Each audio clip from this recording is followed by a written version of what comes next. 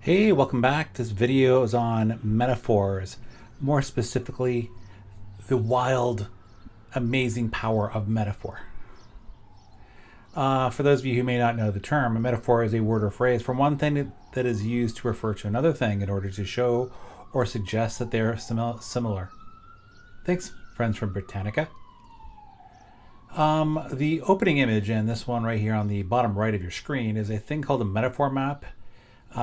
This is sort of speaking to the power of metaphor. It was a 3-year project done by the researchers at the University of Glasgow in lovely Scotland, where they mapped metaphor use over time. In terms of the research, they were able to find more than 14,000 metaphorical connections between different entities using 4 million pieces of data, and this research went all the way back to 780, showing the long, residual, lasting impact of metaphor. This part we'll be talking a lot about Lakoff and Johnson and the masterwork metaphors we live by. This is a opening quote. Quote, "Metaphor is not just a matter of language, that is, of mere words. We shall argue that, on the contrary, human thought processes are largely metaphorical." I'll give you an example. Ideas are money. She has a wealth of ideas. Love is a physical force. There are sparks between us. Life is a container. I have had a full life, and speech is conflict. Argument is war. These are different sort of examples of metaphors that we use on a daily basis, often not even thinking about it. Another great quote: "Our conventional ways of talking about arguments presuppose a metaphor we are hardly ever conscious of. So we all often use metaphors and don't even know about it. For example, for those of you who are into politics, during the recent confirmation hearings, Brett Kavanaugh, William Barr, and Ketanji Brown Jackson were. What metaphor was used? What did they do to each of them during these hearings? I'll give you a hint. It involves food. Another hint it involves cooking. Another one, it involves barbecuing. Here you go, friends. Brett Kavanaugh was grilled, as you see the text here on the far right. William Barr was also grilled. Him being the smart guy that he is, of course, he had some water for the grilling. And finally, Ketanji Brown Jackson was also grilled. And you can see in the text right at the bottom of the screen where it says she faces GOP grilling. So, sort of to denote what goes on during a hearing like this, it's like an argument. It's war. It's difficult. It's challenging. What do they do when they challenge someone? They use the metaphor of grilling them. Another great quote: "The essence of metaphor is understanding and experiencing one kind of thing in terms of another. Being able to do this, employing metaphors, is really important because it helps us understand one thing that we don't know in terms of one other thing that we do know. This is especially important for abstract ideas or concepts because oftentimes, again, ideas or concepts are abstract, meaning we don't inherently know what they are, so we bring it into something we are familiar with and we've experienced in our past. For example, think about this for a moment. What is one of the most famous metaphors of environmentalism? Anyone? The carbon footprint. These are all different visualizations and pictures of the way the carbon footprint has been, showing this kind of like, how do you communicate an abstract concept like the green movement, carbon emissions, how it impacts the planet. They use the carbon footprint.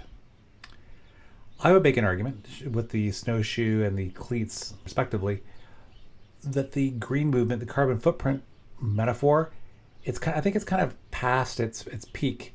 And what I'm saying is that now the green metaphors, they go back to these pictures, they're all kind of like friendly and nice, and it's kind of cute. I would say because the environmental challenges from carbon emissions is so heavy that it's having an outsized footprint, like a snowshoe or a pair of cleats that wreck the ground. Another great quote from Lakoff: "But our conceptual system is not something we're normally aware of. In most of the little things that we do every day, we simply think and act more or less automatically along certain lines." Again, the concepts we think about, they just are concepts, and a lot of them over time, we just kind of embed them in the way that we think. We don't really think about them consciously anymore. For example, especially if you live somewhere and it's a complicated path from your home to work, what's your path to work? Most people, they think really deliberately about it the first couple of times they go because they're not sure where they're going. And then after a short period of time, you just kind of realize my path to work, the easiest, quickest, fastest, most enjoyable path is this one, and you deviate very little. Some of you obviously may deviate, but for the most part, we just kind of get into our paths, our conceptual systems of even how to go to work, and we just sort of play it the same way on a day-to-day basis. Another example here is I'm going to show you two images, and they're pictures of something, and I'll let you figure out which one is worth more money. You see these two frames, the one on the left and the one on the right. If you had an identical piece of artwork in both frames, which one do you think would be worth more or be perceived as being worth more? The one on the left or the one on the right? I think most people would say the one on the left because it's all gilded and ornate and looks great. So basically what happens is if you saw a piece of artwork in a gilded, ornate, nice frame, you would assume that the piece of art within it costs more than one in the plain wooden one like on the right. So again, it's like these frames. When you see a piece of art, you kind of just look at the art. You forget about the frame, but it's consciously always there. This is an educational, informational video. And some metaphors I've used for education and learning is the idea of Jenga, like Jenga blocks. And I'd say like in the way that learning's like Jenga, it's like a structure, and that is built of different various blocks. And you could kind of use or take away different blocks, and the educational structure would be still standing. But if you take away too many from the beginning, like say if you don't have a basic good education or you don't learn basic facts, the learning that you have that becomes more and more abstract as you go higher and higher along your learning, like a Jenga tower, the more likely it could collapse. Something I've used in another class is the idea of childhood as a kid's storybook. And the example I used was like when you have K-12 online learning, say like during COVID. And I think one of the dissonances that parents had is most times they think about when they think about their child's learning, they think about it's like almost like a storybook, where you drop your kid normally off at school and they go, and it's like after they drop them off and they get back in their car, they're like, oh, I remember education. I was a little kid in a beautiful school and I had a lovely, kind teacher, et cetera, et cetera. It's like a storybook.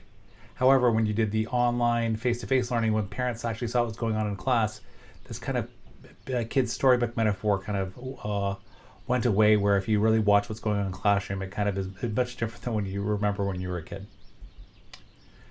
Why is learning about metaphors and frames useful? They can help make ideas and concepts understandable. So say if you're doing like a final project, you might want to have a headline, a subheadline for it, like for if you're writing an essay. You might want to include a main visual metaphor within it, sort of help you sort of conceive of what you're doing in terms of an essay or a visual project. You might want to have supporting visual, smaller metaphors revolving around it.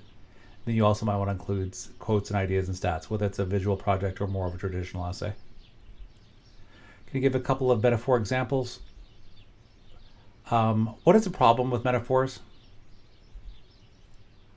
I'll go back to the idea of Jenga. There's an unknown part of the metaphor, like say if it's a Jenga, for you to really understand Jenga, you have to understand the metaphor that's within it. Like if you don't know what Jenga is, and I'm making a metaphor using Jenga, it's not going to work. Because the second one is poor relations within the metaphor. If you have a metaphor complaining two things, if they are too dissimilar, the metaphor is not going to work very well. Another one is the metaphor can be too simple. Like if you think about learning as a Jenga, like that's a cool idea for a metaphor, but there's a point where it doesn't really work as well as it could, because simply put, the metaphor can be too simple. Learning and education is very complex. A Jenga is basically a bunch of blocks that are put together, so it's not as big a deal. Finally, a metaphor can have really broader implications in terms of if they really think about it. Oftentimes, brains are analogized to being and they use a metaphor as it being a computer or a hard drive. And I think one of these sort of negative parts of having metaphors is that oftentimes these things can become like, they can have like dehumanizing implications. For example, if you think about your brain as a computer, it's almost like people are just simple machines the brain is a hard drive. You just put something in it. And it kind of takes away the complexity and the wonder of learning, and it makes it like more dehumanized. So that was it. That's the power of metaphor. As always, thanks for watching. I look forward to seeing you again soon. Take care.